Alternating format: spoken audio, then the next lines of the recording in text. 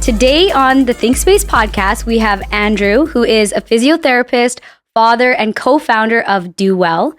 Andrew has worked with a variety of clients from recreational weekend warriors to professional athletes in the NBA and NHL. His previous clinic, Pivotal Health, was successfully acquired by Myodetox, where he led the growth and expansion across Myo's clinics in Canada. Welcome. Thank you. How are you doing? It's good, thanks. Yeah? Yeah, thank you so much for having me. So a few years ago, I got into a really bad car accident, and I actually went to Myo, and I'll never forget what my physiotherapist said to me. He was like, I don't see a lot of people who want to get better. And I always thought that was so interesting. And just hearing that you've worked with people in the NBA and the NHL, you're not working with the average Joe. You're working with really excellent people. And so I was so curious to know, what makes them excellent and what is different about their mindset than maybe your average ICBC client? Yeah, that's a good question. Facts, I probably work with the average person more often, but I do have sometimes the privilege of getting to work with super awesome athletes. And it was really funny because I asked the exact same question to my mentor, Alex McKechnie, who's working with the Toronto Raptors. And I was like, what is that difference? And his perspective was that it's their work ethic. Their work ethic, their capacity for work is different than anyone else that you're going to see. And it's funny that time and time again, you see that come to life. When I've worked with professional athletes, you just see it's all business. They're going to work. They're going to get their strength and conditioning in. They're going to get their skill work in. They just don't stop. They don't stop. Well, the good ones anyways. Yeah. Okay. Something interesting you said in there was their capacity for work. So you have such an interesting story because I was like, okay, he went from being from what I understand, an entrepreneur to an intrapreneur to back to entrepreneur. And over time, I'm sure that your capacity has grown. I'm very curious of how did it feel getting acquired and then working for a company after working for yourself for so long? Well, it was such an adjustment. When I was my own boss and, I had a business partner, so it was easy to just kind of run ideas past one person, but you still had a lot of autonomy. And then being acquired, having to work in a team, really not having the ultimate control of how to steer and direct the ship. It was an adjustment. I like to think that I was a good team player, but I think ultimately deep down, it was something that just didn't sit well with me. Yeah. Because of course you could be a good team player, right? But here, I really think that entrepreneurs are a little crazy. And I think you need room. And then earlier I heard you say maybe it's the ADHD. And I was like, yeah. I also think then you add in all these other neuroses and you're just you need space. You almost want the pressure because it allows you to perform differently. It's funny. I have this conversation with a lot of people and because, I'm lucky I get to talk with a lot of entrepreneurs and we all just like to console each other and yeah, totally. Because, being in business is hard. And there's this book I read, Crossing the Chasm, and it's a marketing book. I can't remember the author's name for the life of me, but he looks at entrepreneurs kind of like pioneers, right? And if you're going to go and start a new city, it takes a different mentality. Yeah. Right? You're different than the people that are going to build it into a great city, which he termed as settlers. So I'm like, I'm not a settler. I'm not a person that's here to build roads and whatnot. I'm there to go pioneer and start something new, find a new place to start a new city. And that's a different mindset. And that's kind of what happened. I think when I was at Myo, it was going into a situation where I used to be a pioneer and then was kind of pigeonholed into being a settler, which is a hard adjustment. And then now I'm back to doing pioneering stuff. Yeah. I just had a conversation with this guy. His name's Connor Emeny, and he is known for doing 7 Ironmans across 7 continents, including Antarctica. And we were having a conversation about relatability to your average person. And he sat there and he's like, yo, I don't want to be relatable. And I think when you're brave enough to be excellent, you have to also get to this point where you're like, you have to be okay with being the leader, with going first, with being the pioneer. Was that hard for you, or like what was that journey for you to accept that? Yeah, it's funny because I relate to that statement so much, because ultimately, deep down inside, I really don't want to be relatable to anybody. And I really do think deep down inside that what like my talent is and what my gift is, and I think this is in everyone, is that we're one of one. But I'm very, very determined to figure out what that potential is, and that hard work and almost that Mamba mentality of just putting in that work until you crack the code. That's something that I feel I've built a capacity for over the years, and might have a little bit of an inclination towards as well, like naturally.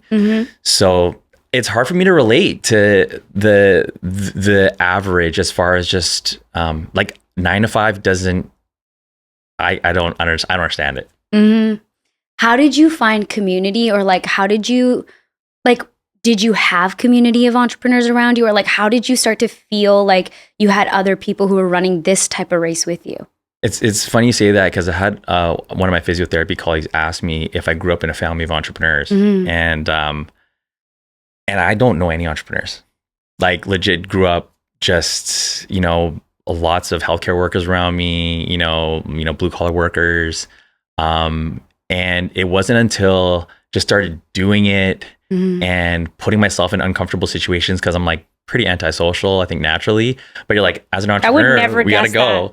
Yeah, I'm like, I would introverted. Never guess that you're antisocial. I'm like, yeah, I think I can do it. I can do it when it's necessary. But but as a result, like just seeing everyone else kind of in the same struggle in the world of entrepreneurship, it's easy to relate. And then it's easy to kind of break down the walls, because a lot of us have to put on brave faces for our teams, right? You can never show that you're having a bad day to the rest of your team when you're the leader.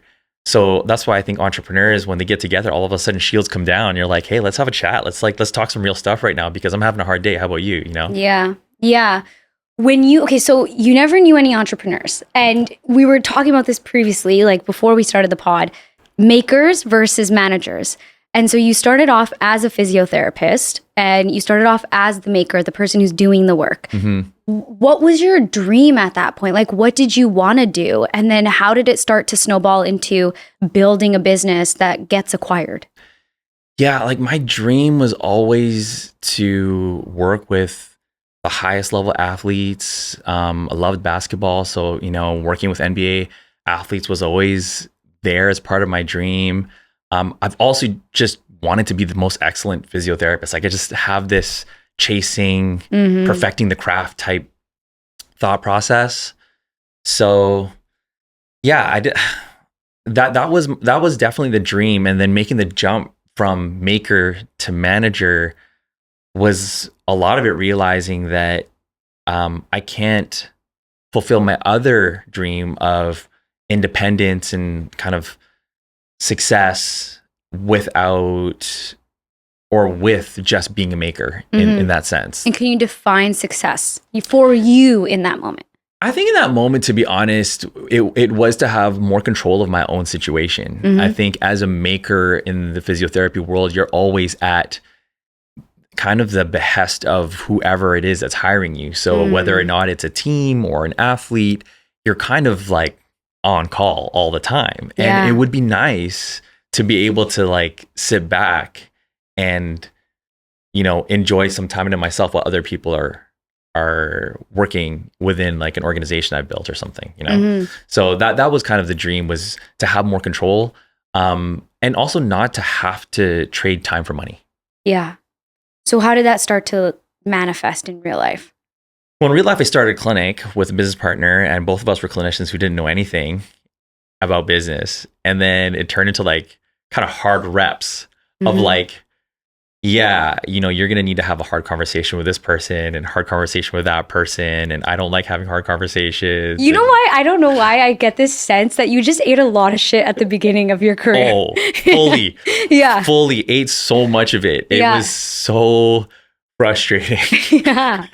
And you're just like, at some point this is going to turn into dollars. At some point this is going to, You have to believe it. yeah. But for a long time, it wasn't. It wasn't. And then you start to realize, okay, I need to start acknowledging that I don't know what I don't know. And I need to start talking to more people. And that's when really talking, at first it was just some of my clients who were really successful business people. I used to record their conversations, like what they would, little pearls. Yeah. I put it on a little note on my phone. That's so dope. Yeah, I still have it. Sometimes look at it, I'm like, man, these guys were dropping like bars. Gems, like it was great. Yeah, it was great. So that's how it started. And then eventually, like when I joined Myo and we were acquired, it was more at scale. It was within an organization now. It wasn't just a small group of people. We had like maybe 15, 20 people in our first clinic. With Myo, it turned into something that was like, 150 therapists and all the support staff, and then working with like a very diverse group of people at the support, like kind of headquarters level. So did you want to get acquired, or like how did that journey happen? Yeah, I definitely wanted the business to be like acquirable. Yeah. And we knew that at the initial stages it wasn't.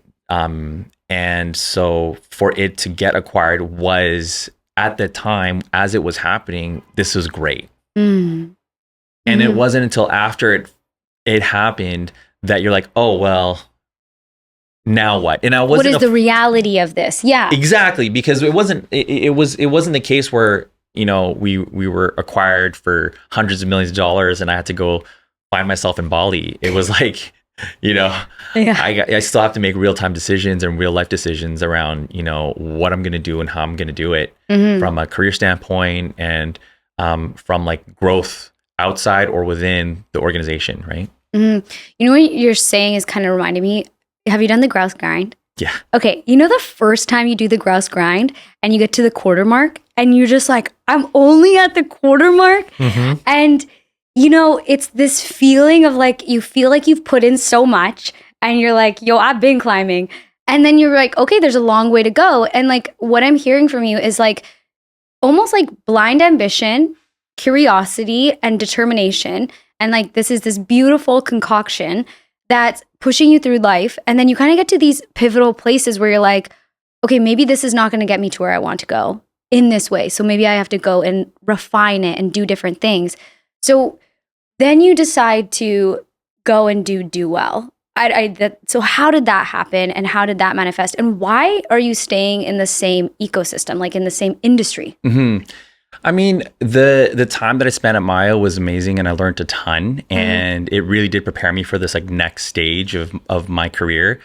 We, came to a point where it was like, I'm starting to be one of the old heads, and, what I was wanting to create in the space was probably no longer viable. And so I was like, well, I should really just go out and do it on my own. And with DoWell, the dream for us is, to make taking care of your body more a normal thing, to remove the stigma of being injured. Because all of us walk around with like aches and pains, but we don't want to actually say anything about it. Yeah. Because we feel embarrassed. Yeah.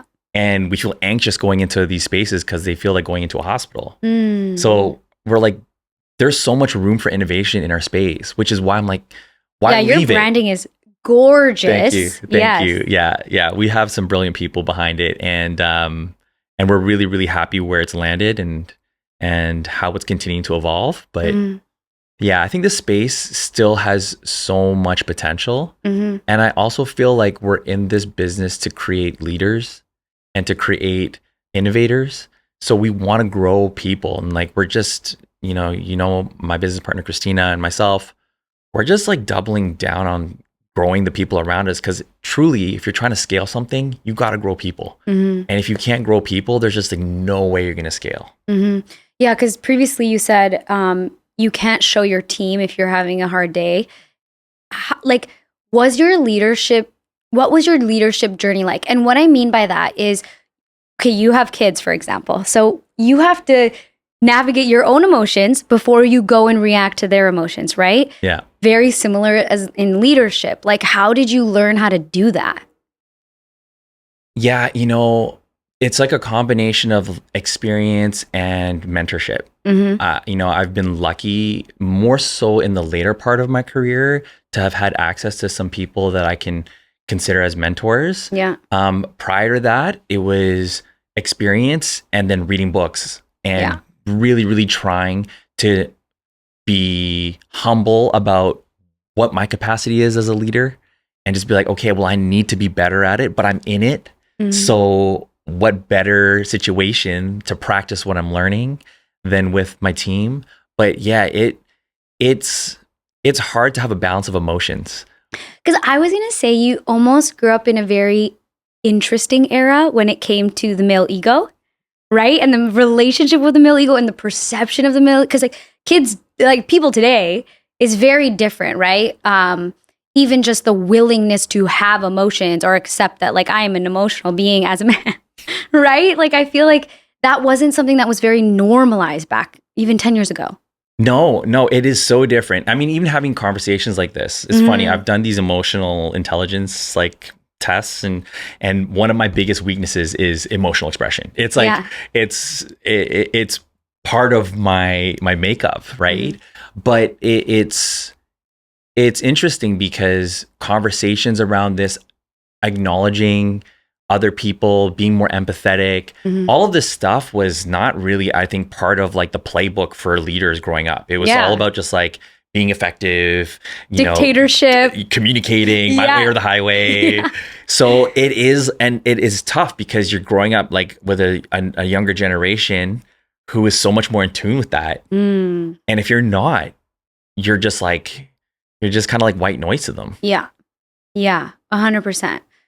I kind of want to switch gears a little bit. In there, you were essentially talking about proactive health. And there was this reel that went very viral. I don't know if you saw it, but it was this girl who is like a lot of influencers remade it. But essentially, she's picking up 2 kettlebells. And then it like switches into her picking up 2 bags of groceries as an old person. And I remember in my own like fitness journey of going from like, I don't like myself to like, oh, I want longevity. I want to be 80 years old and be able to run around and be able to take care of myself and be proactive about my health. Do you feel like we're at a time where more people think proactively about their health, or like, where do you think society's at with that?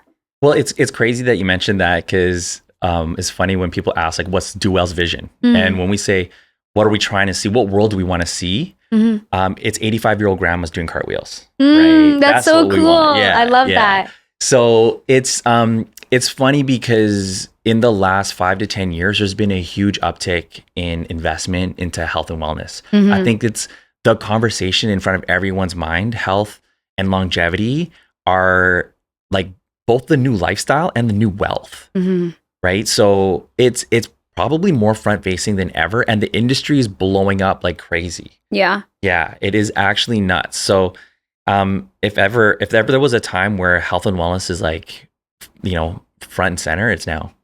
Yeah, I feel like I heard somewhere where somebody's like, where do you want to spend your money when it comes to health? Do you want to spend it at the doctors, or do you want to spend it by proactively going and doing these things? But I feel like people still think like, well, why do I want to? It's like a money thing. It's like, why do I want to go and spend money on a physiotherapist if nothing's wrong? Nothing's too wrong. Well, that's exactly it. I think a lot of people just don't want to admit that something's wrong, right? Like, I'll ask people like, hey, do you have anything, like, do you feel anything, any discomfort whatsoever? And they'll say, well, I just got that usual pain when I go for a run in my back. And you're like, you're not supposed to feel that pain, period. Like, yeah. But for people, they've just normalized it. They're like, oh yeah, I mean, you're supposed to be in pain when you do these things. And, there's a certain soreness that you're supposed to feel after exercising that we all feel. That's like, your body's kind of being stressed and then it's recovering. So there's that soreness. But there's also like pain and discomfort that are like small injuries that are turning into bigger ones. And people just don't want to like acknowledge. Yeah, you're making me think like when I do squats, my like the top of my knee always hurts. 100%. And I'm like, I should go and like check this out. It's not supposed to. 100% not supposed to. Yeah. But it's like you wouldn't know that, right? And then part of it is like there's this like psychological baggage that we carry about like having that. It's like, are we weak? Are we doing things wrong? Do we not Oh know my what we're God, doing? yes. You know? Yeah. So we don't want to say, oh, hey, I got this pain here. Like, who do we talk to? Yeah. You know? The psychological baggage, right? Like, because I will never forget I was doing something with my physiotherapist, and then I remember they were working on my leg or something, and I just started crying, and I was like, I looked at her and I was like, what the hell is happening? And she's like, you would not believe how much this happens, like more often than not. Yeah. Yeah. The body, it stores things, right? And a lot of it is like part of emotions and anxiety and couples it with the feelings of pain and discomfort. So sometimes you'll get a crazy emotional release doing something that's, like myofascial technique on someone's leg or dry needling someone's upper trap. Yeah. All of a sudden they just start bawling. That's crazy. That's so weird. Do you remember the first time that you experienced that with somebody? Oh, yeah. Yeah. Okay, so yeah. what happened? Well, because I'm super awkward. Yeah. So super awkward. Yeah. So first thing I did, I was like, and then I like instead of like saying are they okay, I'm just looking for a tissue box, right? Like, so yeah. And it was funny because I was at the course I took this the dry needling IMS course, and I remember the instructor saying, yeah, when you do this is this muscle here, it's very common that people have big emotional release. And I'm like, okay. And then it happens and I'm like kind of freaking out. Yeah. So now when it happens, it's like, oh, hey, don't worry. Normal. This is normal. Yeah, it happens. And it just means that you're, releasing some emotional, baggage or reaction. Mm-hmm. That's actually been my favorite part of the process, is like about learning about the body, is like how much lives within the body and like how much it remembers and how like your beliefs and thoughts and everything, like how it accumulates in your body. Like we're talking about how I was like, I think you're very smart. You know a lot of things. Of all the things that you've learned, what are some of the things that have like really stuck with you? When it comes to the body? Yeah. One of the craziest things that always kind of amazes me every time it happens is when people are experiencing pain in one area and it's coming from a completely different spot. So you could be experiencing pain in your ankle and that pain could be coming from your leg or from your low back. And it's weird because it's not the first thing that we'll look at because we kind of want to just chase whatever that pain is. But when you do a very thorough assessment, sometimes all the signs will point to, oh, that's actually happening way up higher. And so you could treat that one area, all of a sudden the pain that was happening in your foot is gone. And it sounds basic. If you talk to other physios, they'll be like, oh, yeah, I know that. But when it happens in real life, it's like, I'm pretty stoked, but the client is actually mind blown. Yeah. Because they're like, they don't know that what they're feeling and the pain that they're feeling. When they go on Google, they're like, I got foot pain. Yeah. Google's not going to say, oh, you got foot pain coming from your back. Yeah. Or from your hip. Yeah. Which actually more often than not is the case. Like there's a component coming from there. So that's something, I my other world outside of self-hired, I'm a coach, and there's a big conversation right now about AI and like going on AI and asking for support or Googling things, right? I just don't think that you can replace the practitioner in so many ways. One, because I think people need connection, but two, also it's just like there's certain things that are so intuitive and that you need that human sense to it. Like, how have you I almost want to ask you, like, how is AI impacting the physio world? It's funny because I saw this chart somewhere and it was looking at jobs that AI is most likely to replace, like the top 50 jobs that AI is most likely to replace and then the top 50 jobs that AI is least likely to replace. And in the list of least likely to replace were a lot of medical practitioners, people that are working with their hands, doing manual therapy, doing surgery, doing all those sort of things. So in one sense, it was very reaffirming knowing that like what we do in our industry is not very easily replaced with machines. Yeah. There's actually a massage place though in New York. Yeah. and they've got these robot arms.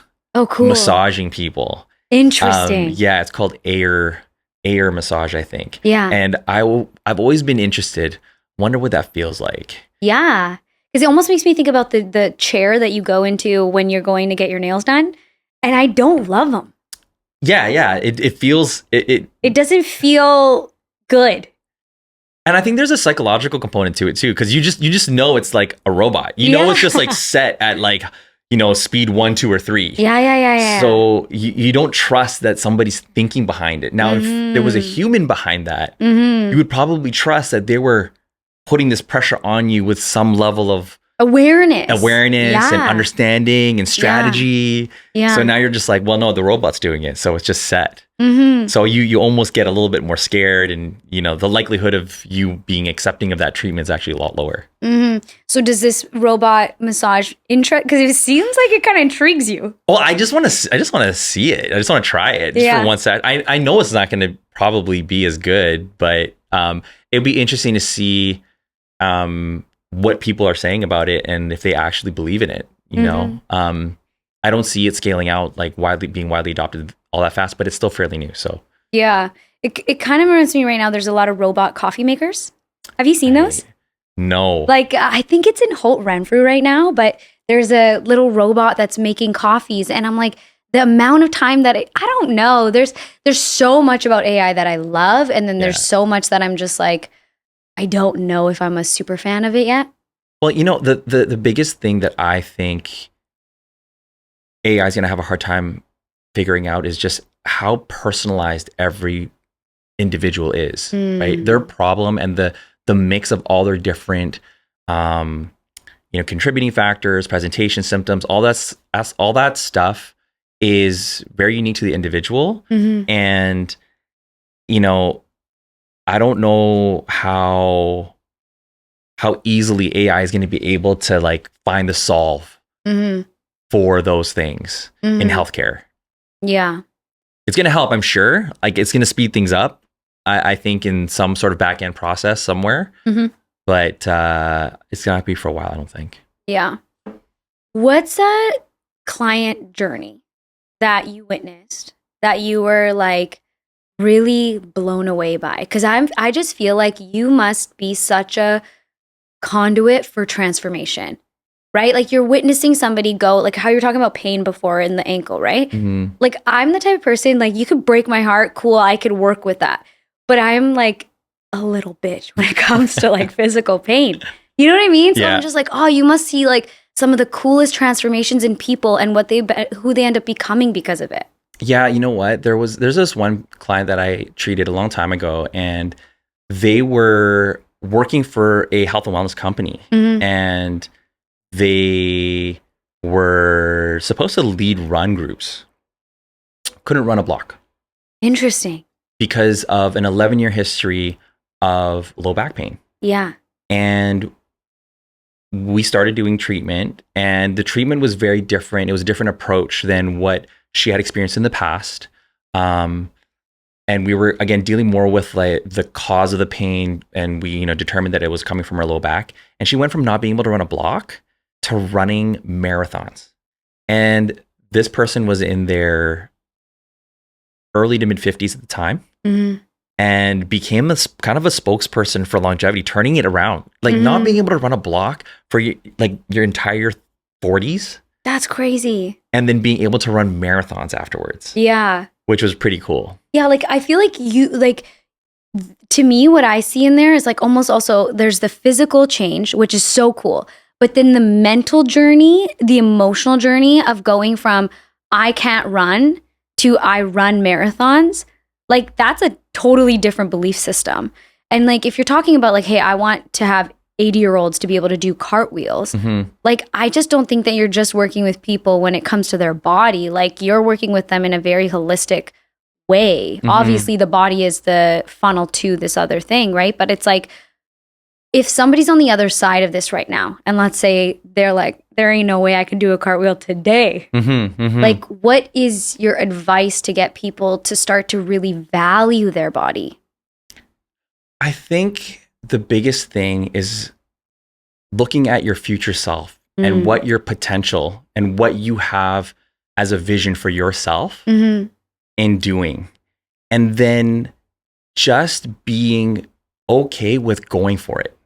And if you are shooting for the stars, this is cheesy, but this whole shooting for the stars and landing on the moon, if like this person, she couldn't run, and if she was like, I want to run a marathon, and all she ended up doing was a half, that's still pretty damn good. That's still pretty damn good. Exactly. And I think that's the biggest thing is everyone's just gun shy to go and take a chance on themselves because they don't want to fail.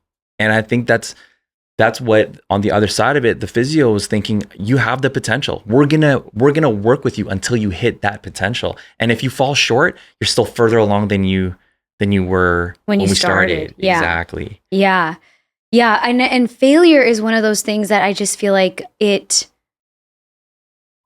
just freezes people because because you work with the body, I feel like the body is something that people get very hung up on. And it kind of reminds me of like finances. So there's people who are very comfortable with finances. They'll look at their bank statement. They'll be like, all right, cool. There's people who are like, I'm not looking at that. It's like an avoidant tendency, right? Yeah. So it's like you're dealing with, I feel like, a mix, can I say, like with people who are either super avoidant with their body or they're very proactive with their body.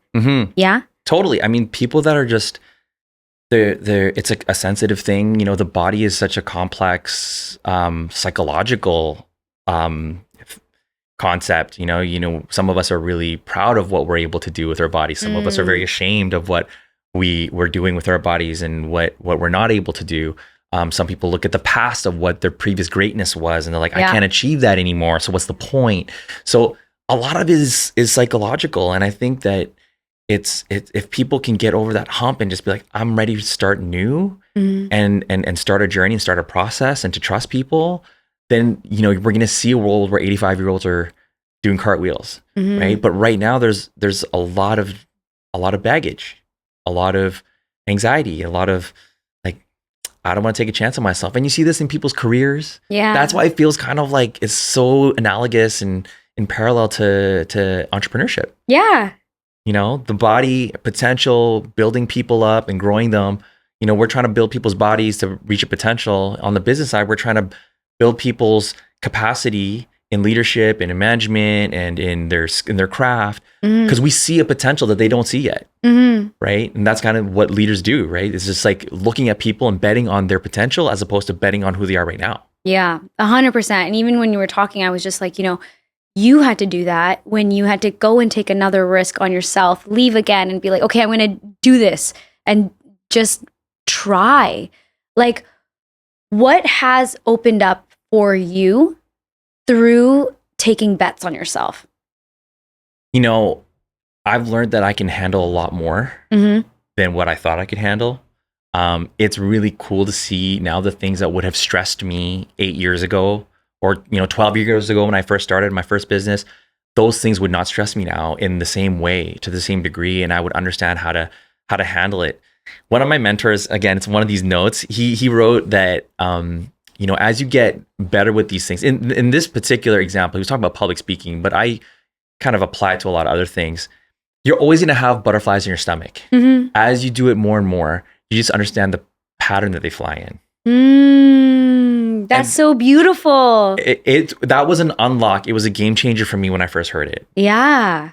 I know the pattern of starting a clinic. I know the pattern the butterfly is going to fly in with hiring therapists, with growing their skills, with managing conversations and dealing with, you know, sticky situations. It's like those kind of things I have a familiarity with, and now I just understand that they're going to fly in a certain way. Yeah. And it's made me feel so much more confident in myself. And then also understand that I have so much more to learn. Like, I'm not even scratching the surface yet. Yeah, which is so cool, right? Because it just feels like there's still so much to live and experience in life. But I love how you said that, because that is so true, that like you learn the patterns of it, so then you can also learn the patterns of yourself. And how do I want to approach this now? How have I done this in the past? What worked for me? What doesn't? What's really funny is that when I joined Myo, I was deathly afraid of flying. Yeah. And I couldn't even look at a plane in the sky. And it all happened because it was like an emergency landing that we had to do like in, you know, on like a family trip or like a guy's trip, San Diego. So I was kind of shook. Mm-hmm. And it's funny because the job required me to travel all over the US and Canada. Yeah. So I was flying like a ton. Yeah. And it took about 100 flights. But then I finally understood, okay, this is the pattern. This is how these butterflies are going to go. Mm-hmm. And now I would almost say that I enjoy flying. Yeah, you could set yourself up for success. Yeah. I love that. You know, that makes me think like I would public speak or I would go on camera and we would do all these shows and I would black out afterwards. Yes. It would be so much sensation in my body. And then I'm like, okay, there's a lot of sensation in my body on these days. Don't have so much espresso. I used to drink 6 espressos a day. Like, what the heck was I doing? And it's just like little things like electrolytes on that day, like manage how many conversations you're having. Don't talk to too many people beforehand. Like there's so many things that you can do than to like service yourself. Mm-hmm, mm-hmm. Yeah. But I think overcoming flight anxiety is a big one because it's one of those things where it's like, I don't want to describe it because I don't want to make you in that space, but it's a hard one. It wasn't easy. It wasn't easy. Yeah. But yeah, it was one of those things where I had to take all the like I had the whole cocktail of everything that you would take. Mm-hmm. And then I remember somebody saying to me like, "Yo, Drew, like that's like how like these celebrities just like die." And I'm like, "Okay, I'm gonna stop this. I'm gonna try to raw dog these now." Yeah. That's how these celebrities die. You should like stop. Okay, like last question. What is something that's making you really excited about life right now? Whether it's entrepreneurship, family, whatever. On the entrepreneurship side, I mean, like love the growth that we're doing right now with DoWell. And to be honest, we're working on some further innovative things that are hopefully going to enhance the personal and personalized experience within our spaces. And when you go home and do what you do for your work, I'm always excited about DoWell. On the personal side, like my kids are teenagers now.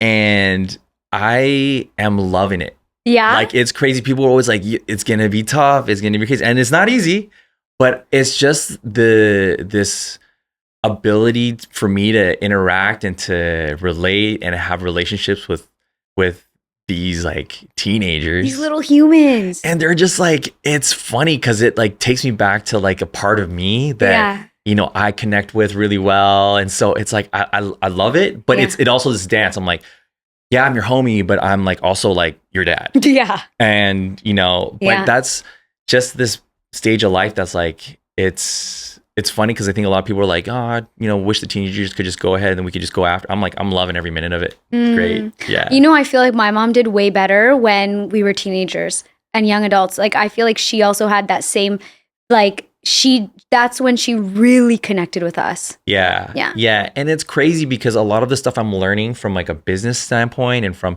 like leadership and development, like a lot of that stuff is so relevant to raising, you know, kids and raising teenagers, especially because you're trying to develop these people in the same way, right? Like coaching, nudging. I'm like, you know, are you sure you don't want to sign up for this thing? Yeah. You know, we just had that conversation last night, so it's kind of fresh, but yeah. I know you got to go, but you know, Nipsey Hussle was in this interview and he was talking about how he learned from this guy. He's like, you don't own people. And I thought so much about like parenthood, and you are facilitating this young person's life, but all you can do is nudge and coach, right? Yeah. What was that like for you, or what is that like for you? It's crazy because there's a point in time that happens, and I think for me it happened probably about 2 or 3 years ago. It was like my job is to coach my kids to learn how to make good decisions. That's it. That's it. Because at the end of the day, they're their own person. Yeah. And the only thing I can do is help them learn how to make good decisions. Yeah. So everything that I'm doing is like around the decision-making process, which is a little bit of a, it's kind of a mindfuck with your relationship with control. I was gonna say it is because then you realize like that's actually it though. That's it. At the very, like when you distill it, Yeah. That's all it is. Because then if they can make their own decisions, then they can trust themselves, which means they can move in the world in such a different way. Yeah, good decisions make good humans. Yeah. And that's it. That's it. Oh, well, thank you so much for coming here today. Thank you so much for having me. This was great. This is great. It was way less nerve-wracking than I expected it to be. That makes me so happy. Thank you.